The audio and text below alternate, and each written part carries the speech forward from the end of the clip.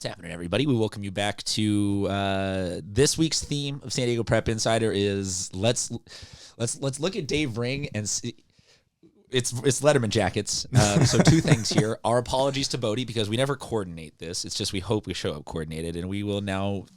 Bodie is the lone duck out, but also as we go over, he's got a collar, kind of like us, so we're all collared Bodie, today. Yeah, okay, fine. The theme of this week's episode is pop the collar. The theme of this week's episode is popped collars, and it just happens to be Letterman collars. But look, if Christian Pedersen, as always, thank you for tuning in. Apologies for not posting much. I got a kid. It's crazy. I'm trying my best. The Petco Park games all happened this week, but cut to the joke I was trying to do.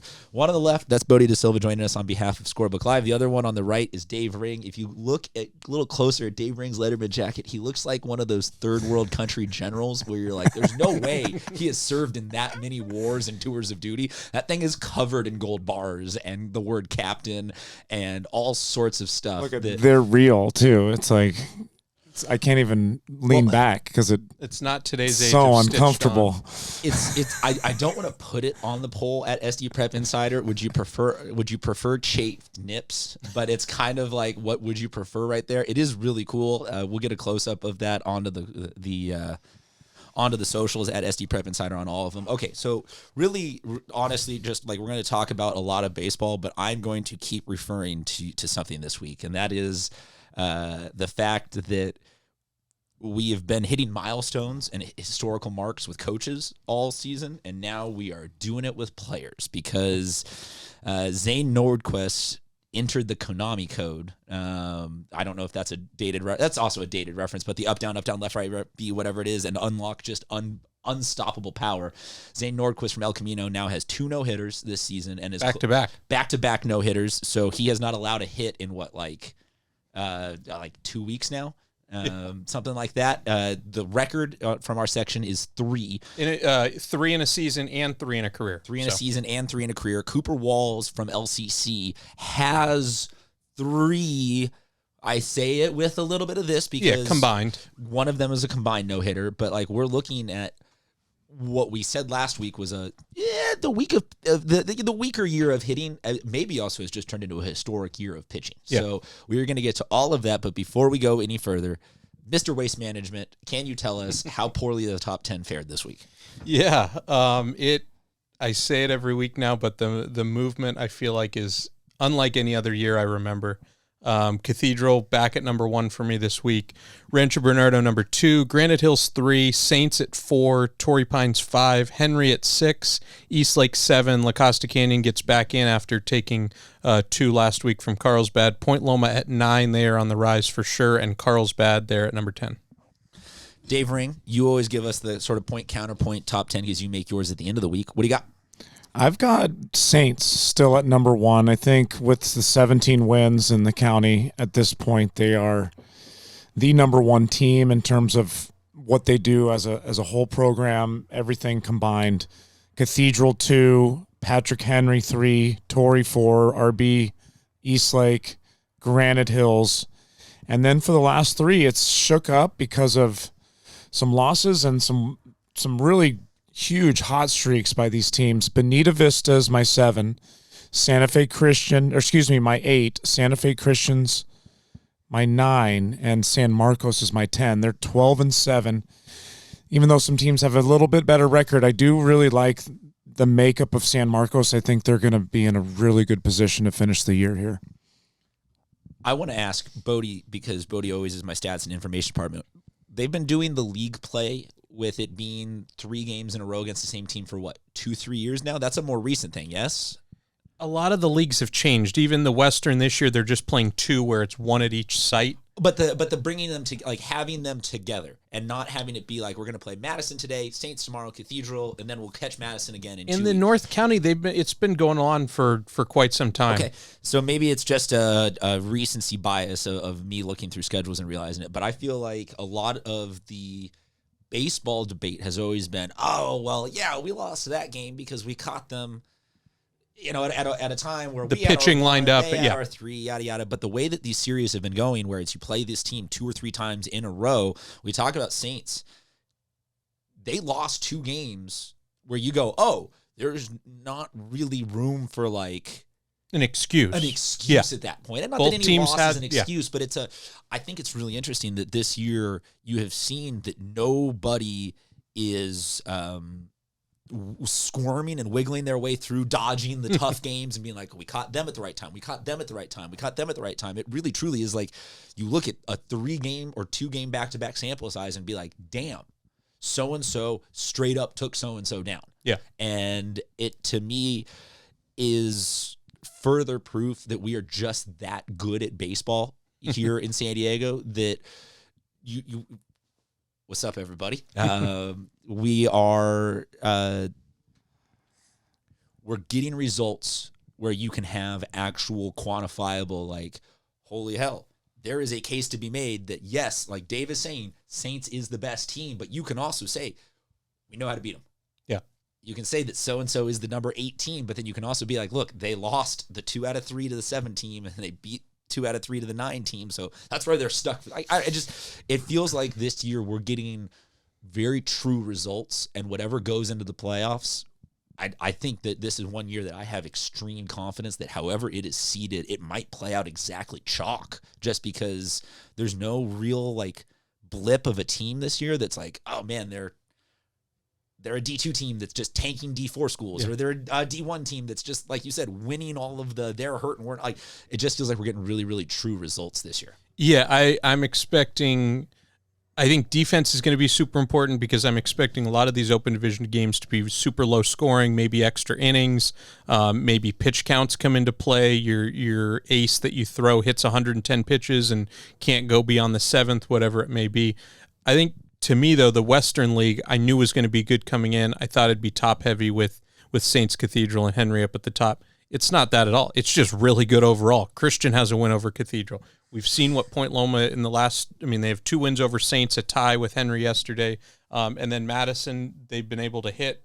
They had a big lead yesterday at Cathedral, ended up not being able to pull it off. But I thought Madison was going to have a tough time in that league, and they've shown that they can hang around without a doubt. Crazy how that 0-0 game, Point Loma, 0-0, 9 innings. The pitching is incredible this year.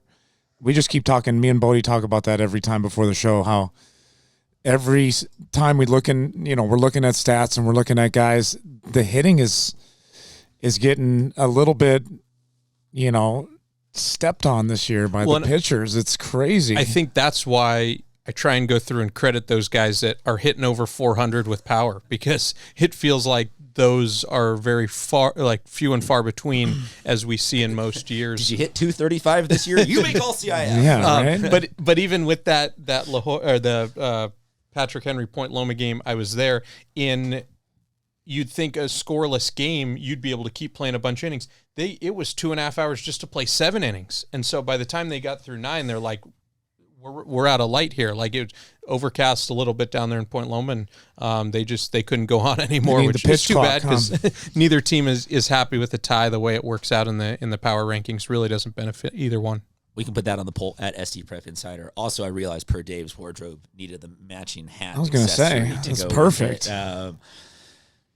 We'll put that on the poll at SC Prep Insider. Does anybody like a tie? No. Extra no. There is no ties that ever work or benefit. The pitchers do, because their ERAs went down, down, down. It's crazy. It's crazy. 0-0, nothing going. There's a lot of Ks. Like you said, the pitchers in that game, multiple Ks. Half a dozen for the guys that didn't even start the game. Yeah, right? I would like to see this year, I'd like to make a motion that the all-CIF team just be nothing but pitchers. just no idiot pitchers, and then pitchers that also sometimes play in the field. Well, no, that's what I was like. There's bound to be enough. Like, we're not going to put 25 POs. There's bound to be 1 or 2, like a Talon Gardini, where you're like, he can be a good, serviceable first baseman. Like, but this might be a year where we could build a team of just pitchers and be like, I don't see anybody that we missed. Dave, you got dingers this week? Of course. And are we going to reach the point where dingers are just going to count as, like, if you hit it to the outfield, even if it's just a single? Inside the Parkers count too, Hell right? yeah.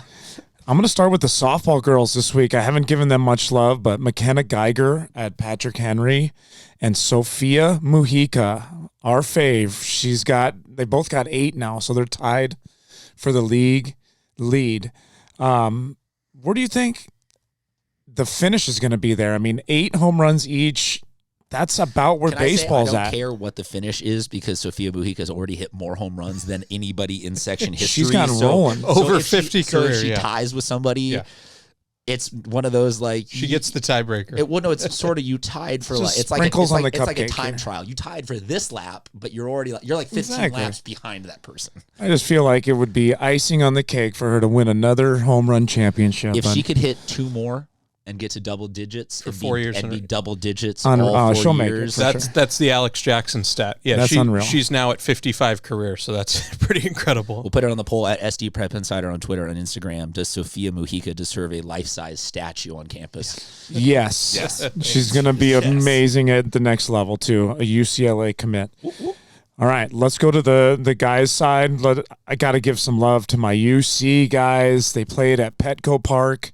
Boom, boom. I don't know where I got this UC hat. So if you guys are wondering, I think I got it at like a Little League event where they were, selling UC hats, and I bought one. So props to you guys. Josh Kaplan, my guy, man, congrats to you. A dinger at Petco Park. Once in a lifetime opportunity. That was a big win over Lincoln for them. He's been on every news channel, every interview for the last week. So I keep getting love. Jack Circuit over at La Jolla Country Day and Antoine Simpson, they're tied at 7 for dingers now. And that's just under the lead. The league is still Levi Ham. He's got 8. So don't forget about Levi.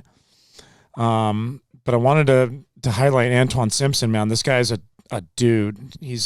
I don't know. He looks like he's about 6'2", 220. He's got a 2.88 ERA with 3 wins also. So he's one of those guys that we talk about doing it on both sides. That's part of the proof that we could put together a team of pitchers that could also get a win. I mean, dude is having an absolute year, man. So I wanted to highlight him. He came out of kind of nowhere. I didn't even notice him at the beginning of the year. Alex Harrington, man, this guy, dude. Every time I watch this guy play, something electric happens. 6th bomb of the year, grand slam against Madison. They came back, I think it was from 7 or 8 runs down. I think 11-4 maybe. It was something like that. And they came back to win it 12-11 on a walk-off by the catcher, Michael Podstrelinsky. And is there like a they call him pods there? Yeah, is pods. there a pod? They just call him Pods. I don't know how to pronounce his last name. It's like Scott Podsednik. You just said there Pods. Yeah, Scott Pods. And he's a catcher. He's a dude. Big hit, big win. They are now 3-2 in league. Momentum shift. I think that's huge for them. Sam Tellers over at Westview has 4 dingers now. Jackson Noonan, I got to give him some love. He's a Santa Fe Christian guy. Big reason why they're in the top 10 for me. He hit 2 bombs against Maranatha. They put a beating on them the other day. Santa Fe Christian on a roll. Yeah, after a sweep of Country Day last week, they've kind of taken control of that league. Keep an eye on them for sure. Jake Robbins, second baseman for Claremont, has 2 long balls on the season. Saw a few comments on a couple posts. Got to give the Claremont guys some love. And right? Can I say that Claremont, their field now compared to our generation, yes, those are legitimate home runs now. It is no longer. Bodie, were you around for when? Yeah. For when it was a 208-foot fence into the racquetball court. Yeah, exactly. Yeah. So no, all the Claremont kids actually, when you hit home runs, tip of the cap. It is no longer a little league flag. It was still a bomb when you hit it there. I remember some days where you're like, but if you launch angled it way up, you could hit it 209 feet. That's true. It was a home run. Do you remember Crawford back in the day? I do. With the 200-foot hill to second, to right field, and then the top of the hill, it was a home run fence. You could easily hit a ground rule double by hitting like a 180-foot pop-up to right. Stat pads. All right, and that is my my dingers for the week. Bodie, you got game balls? Yes. I will start off. Gavin Vanderpool from San Marcos, grand slam and a walk-off RBI double in the same game on Saturday in their 12-inning victory. Okay, does he pitch? He does. Okay, he perfect. did. He did not in that game, but no, that'll be their candidate. He pitch, he makes all CIF. We win. That is the theme. Ismael Castanon from Bonita Vista. I think we talked about him last week as well. 1 hitter, 8 strikeouts in their win over Montgomery. Noah Solano from Eastlake. He was a transfer that had to sit out the beginning of the year. 3 for 5, a home run and a stolen base in their win over Otay Ranch. Kyle Rogers from Mission Hills in their 2 games against Sage Creek last week, reached base 8 times, hit 2 home runs. Zach Small from Oceanside, 2-hit shutout in a 1-0 win over San Pasqual. And then on the softball side, Ryan Hickman from Mission Vista, 7 innings, struck out 18 in a win over Classical Academy. That is another big week of game balls. Dave, you got some game balls or shout-outs outside of the dingers? I do. Did I see that Gary Remiker won his 500th game? That's correct, yeah. All right. Well, Another we were milestone. saving that for you and your over to me. We were saving that for you and your beloved CCHS I team. know, man. Even though I don't have they want to give me a Letterman's Honorary jacket, Letterman an jacket. honorary one, but I said no, just because The red, the blue. I'm only it gonna clashes wear- a little yeah, bit. I'm only That's gonna the wear red's this. my thing. The blue is your thing. We'll give it to Bodie. what the funniest part of the Remiker 500 win was 2 Cathedral players trying to run after him with the ice bucket and like barely clipping his legs, and it was just a He monstrosity. got that move. He still got a little bit of the shake and bake in him. He moved quicker than I thought he was going to move. I mean, he got out of the way. He knew something was coming. So, congrats to you. We'll put that. We'll put 500 wins, correct? Yes, I'm not. coach. Yeah, That's huge. okay. Congratulations. Yeah. We will also put That's it on the big time. poll. Did you know that Gary Remiker still got a little bit of a little bit of that shake and bake in him? That's perfect. Okay, that's all I wanted from that segment. And then today, all I've got for you guys is I'm going to give every pitcher in the county that I feel has done a really good job this year some love. I've talked to a bunch of hitters. They've given me a list of guys that they've said are probably the top 5 pitchers in the county, and I'm going to list those guys randomly, and I'm going to add some other guys in. Nico Lopez at Patrick Henry's got a 0 ERA. He's got 15 innings now. Congrats, my guy. That's fantastic at this point. Trey Telfer, from my experience, I think this probably is one of the better pitchers in San Diego. 0.58 ERA, just an absolute dog on the mound. Does it all. You give him the ball, you know what you're going to get. Nick Romero over at Eastlake got a .73. Carter Sy at San Marcos, .67. These guys, as we can see, are a big reason why most of these teams are in the top 10 here. Brendan Lewis, like we talk about, .83. Caden Dawkin, .90 over at Rancho Bernardo. I mean, Rancho Bernardo, I think I had him at 6. They're going to be tough to finish the year here. Really, really good squad. Cody Capoletti, we can't miss him. He's over at Patrick Henry. Every time he gets out there, it seems like there's a chance for a shutout. He's at a .95. Also another 2-way guy. So congrats on all CIF. Yeah. Mid-season vote. Basically, this segment is Dave previews what all CIF is going to The be. mid-season vote goes to, all right, Davis Lee, Santa Fe Christian. He's got a 1.11. Blake Gordon at Carlsbad, 1.11. Carlsbad had some tough losses, but I think that we're going to hear about them a lot at the end of the year. Obviously, Zane Nordquist, 1.2 ERA. Player of the year. Might have a chance to finish with another no-hitter on his. If his Zane, catcher if you has don't anything throw a third straight to say about no-hitter, it. we're done with you. Grayson Bowles, I mean, he is got the moxie, and if I had a pitcher to throw on a game for Game for your life? a game for my life, CIF game, it's Grayson Bowles. I'll hand you the ball. Because all right, let's go around. Let's do that. Game for your life. You got Grayson Bowles. Game for my life. I've got Zane Nordquist. Bodie, game for your life. Don't Might forget have to about go Brendan Lewis here. Don't forget about the guy at Oregon. Good call. Okay, Third year doing it and some experience. Don't forget about the guy at Oregon, the Oregon commit. Oh yeah, Will Sanford. That guy's pretty good too. He's so gross. All right, game for your a second game, full series for your life. Yeah, he's so gross. Okay, let me finish. Let me finish my list. Well, hold on. The studio just fell apart. The lighting fell down. All right, so I finished with, we got Brady Dawkin, 1.3, and then Porter Rovin, Sage Creek, man, 1.3. Oh, never mind. Zane, get out of here. I got Porter Rovin game. I know, dude. Christian's going to change his mind. I broke the fourth wall there. I've had a character. Little Sage Creek is the big time. Okay, we're back. Garrett Gilliam over at UC High. Boom, boom. If you want to wear my Letterman's jacket, you totally can, bro. 1.3. Jack Swanberg, 1.3 ERA. Cole Roberts, La Jolla, 1.4. I mean, the last few guys I want to name are all having a great year. Owen Smith at Cathedral, 1.62 ERA. And let's say, last on the list, Talon Gardini, 1.80 ERA, man. The Patrick Henry green guys. Yes. Bodie's wearing a Patrick The Henry green letter. guys their pitching is on excellent. fire this year, man. That's it. That's it. No more. No mas. I mean, that was you got pretty much everybody there.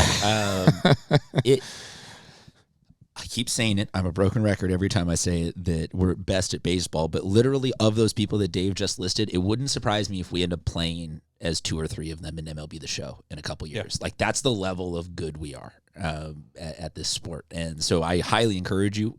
Well, if the Orioles draft them, you know they'll be in the show. So yes. Well, and that'll I be also the key. The Waldichucks made it from UC to St. Mary's to the Giants. Exactly. And so, like it happens. It happens to everybody. We talked last week about like playoff favorites and odds and all that, and I don't think a ton has changed particularly, but I did want to give the floor over to Bodie just to, if there was any major shakeups that last week. I feel like we have 2 weeks left, until playoffs, so I feel like we're kind of in the lull where next week we can actually dive more decisively into like here's the Open and D1 kind of like actual pictures. And we'll know more of the kick each other's ass. Yeah, the head-to-head flips and as these league series play out. But yeah, Division I, I mean, every time you update it, it really continues to move. La Costa last week was sitting at the 5 or 6 in D1. Now they're up to the 8 in Open. So like they've made that jump. Let's close out the show with just a quick look at like who's 5 through 10 right now. So the bottom 3 of these are going to be potentially in the Open. The next 2 are going to be the top of D1. And probably, what do you think, is 5 through 10 the wiggle room? Is 5 through 13 the wiggle room? I would probably go 5 through 12. Okay, so let's give people 5 through 12. Right, let's close. If you guys are okay with that, let's close the show out on. Here is the look at 5 through 12 per the CIF rankings. This is not us and our goofy stuff. Yep. This is the power rankings that they actually use. 1 through 8 make the Open division. Seeds 9 and 10 are the 1 and 2 seeds in D1. So Bodie's going to give us what he thinks is that wiggle room with 1 through 4 probably locked up, that they won't fall out of it. 5 through 12, Bodie DeSilva. Yeah, so 5 right now is St. Augustine, and a week ago they were at number 1. So it kind of shows what that movement can be. They had the 2 losses to Point Loma. They're going to get back on the field today against Christian. Patrick Henry's there at number 6, a .01 behind the Saints. And we know they've already played each other. Del Norte's coming in there at number 7. La Costa Canyon at number 8. They still have to play their league series against each other. San Marcos first team out right now at number 9. Carlsbad 10, Eastlake 11, and Sage Creek 12. That's who I would kind of look at for teams that I think still have a chance to make it. Carlsbad is going to have some games worth more points than what Sage Creek would have and what Eastlake would have as well. So. And just between the two of you guys, like any likes or dislikes there, because a lot of that I heard is friendly fire like not friendly fire because they're obviously opposing teams, but they're in league opponents, and it feels like there's minimal chance for everything to split 500 on all of these, and like we're not going to just stay status quo. So your thoughts on how some of these are going to close out the season? Yeah, so to me, it kind of lines up perfect that way. 7 and 8 are Del Norte and La Costa Canyon. They still have a 3-game league series. Whoever takes 2 is going to have a huge advantage there. Same thing with 9 and 10, San Marcos, Carlsbad. They still have a league series. Whoever takes 2 out of 3 is going to have that advantage as well there. So, and I believe those series are both next week. I know Carlsbad is Carlsbad is playing Del Norte. No. It's okay. There's too much. Bodie just 504 timed out. Dave, your thoughts on any of the 5 through 12 and who you, I'm not going to say like or don't like, but who are you leaning toward maybe being open division teams after the dust settles? What's interesting to me is how far Sage Creek is down there and the skill level that they're at. But I do Welcome, think as that always, back our intern, hi, sweetie, who is here to make sure that Point Loma is respected. Hey. Yeah, I think with Sage, the problem so far has been 3 losses and a tie in league, and that'll get you. But Mission Hills is leading that league right now, so I expect Sage will finish strong here. But is the damage done with 3 league losses and a tie so far? That's definitely going to hurt him. I do like Del Norte too. They got Addison Klepsch back from injury. He had a nice knock the other day. Looks back to normal. Cole Hoffman's got a 1.7 ERA for them. They've got a bunch of guys that can lead that team. So I'm digging a couple of those teams at the top, especially the guys that the Del Nortes of the world who aren't normally in the mix like this at this point in the season. Patrick Henry really at the number 6 slot. Yeah, that's baffling to me just based on how good they are. I think the rankings aren't putting them matched up. I think these are the driest, computeriest of rankings. Totally. And so if you look, but I do think it's promoting teams like Del Norte who have a really good team and not like Patrick Henry. And the thing I'd say for Patrick Henry, when you look at 4, 5, 6, them, Cathedral, and Saints are separated by .03. So like one other opponent wins a game and gets them up a winning percentage, suddenly you make a huge jump. So there's so much room there. That tie is going to kind of be one yesterday where it's like you can't afford ties at this point of the year. You got to find a way to get a run across when you get a pitching performance like these leagues are going to come down to the last game of the season, probably. Well, especially, the final week of the season, I know a lot of the North County teams will only play 1 game so they can line up their pitching, but those teams that played in the Boris had to move games, so some of them have to play 2 or 3 games, can't really line up the pitching. So let me ask you then the inverse of this as we close out another episode, because we're closing in on a half hour here. Who is the most dangerous team that if they, for whatever reason, I never want to put it into the universe that the squad might tank a game or two, but like you got some injuries, your pitchers are a little tapped out. You say, you know what? We can't sweep this team. Sorry, we dropped a couple. Who are the maybe 1 or 2 teams out of that list that you think if they get down to D1, you're like, oof, that would be a very intimidating team? Is there one? Because they all feel interchangeably good, but like if Saints loses 2 more games, and drops down to D1, like I don't think there's a single D1 team that's really that you'd be like, oh yeah, they got a chance to like dethrone Saints or something like that. Not putting that into the universe. I want only the best, and we have nothing but great competition. But like Sage is one where we all say, whoa, Sage is real far down. Sage is a D4 school like 3.5 years ago. Yeah. They're not that far down. They're in D1 and they're competing. And if you let them be the 2 or 3 seed in 1, like to me, they're one of those teams that's like they still got Porter Rovin. They got an absolute ace. They know how to win it. And they can get a first round bye and all that kind of stuff. So anyone else on that list? Yeah, the 2 I would look at, and they certainly have aspirations to make the Open.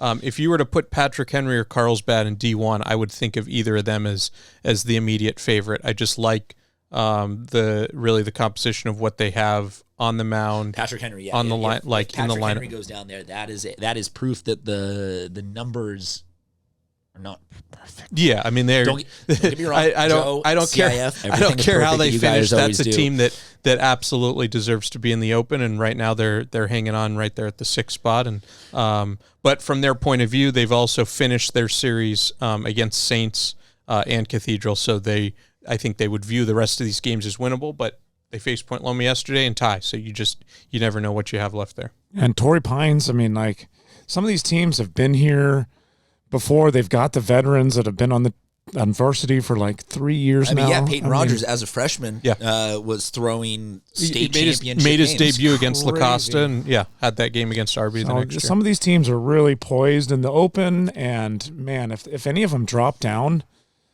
So you'll just take anybody on that. Anybody 5 through 12 that just doesn't make it, you're just like, I think what it means is that there's going to be, and I've said for a couple weeks, I think there's probably 12 teams that can make open. Those 4 that don't, it is going to be super competitive. And even when you look at Division II, because this time we'd focus just on Division I, that Division II race has really been heating up. When you look at Santa Fe Christian now has a pretty solid gap as the 1 seed. Point Loma, Bonita, Maranatha, Madison, Classical, Coronado. These are all very legitimate teams as you go on there. Like there's going to be fun bracket there's some right loaded there. brackets, and especially who doesn't get a top 4 there. You got to play a play-in game. Do you throw your ace to keep your season alive? Do you trust the 2 to get you there and then get into double elimination? That's what I love about our brackets. Here's my summary. That's my of all favorite that. bracket right Here's there. my summary of all that. Let's play baseball in the fall so that we have time to actually have a proper state playoffs. Yeah. And let's do that because if there's a proper state play, like a real true one that happens, we would win every bracket. We would be like state champs every single year out of every single team that we would send on. With the occasional LA school would like give us a little bit of a run for our money. But oh my goodness, what an amazing! Go Point Loma, go Point Loma. Will Sanford's the best. Throw my ball. If Ramona's not good, I'll take Point Loma. Squeak, squeak. Squeak, squeak. And no, that specifically the squeakers are removed with a certain level of vigilance. You see the hole in the middle of the ball. That's a good idea. No, she takes them out. Oh, okay. She hates them. Discards. Just despises them. Gets rid of them within 2 minutes. She just like my child, it gets rid of my free time, so I don't have any time to post home runs and dingers on that. And on that note, we remind you guys go take a look at Dave's. We will call you Generalissimo ring from now on, if that's okay with you. And as always, download the SBLive Sports app because I don't know what website to send them to anymore. Because It's fun dusting off my Letterman's jacket. Hell yeah, man! Talk to you guys later.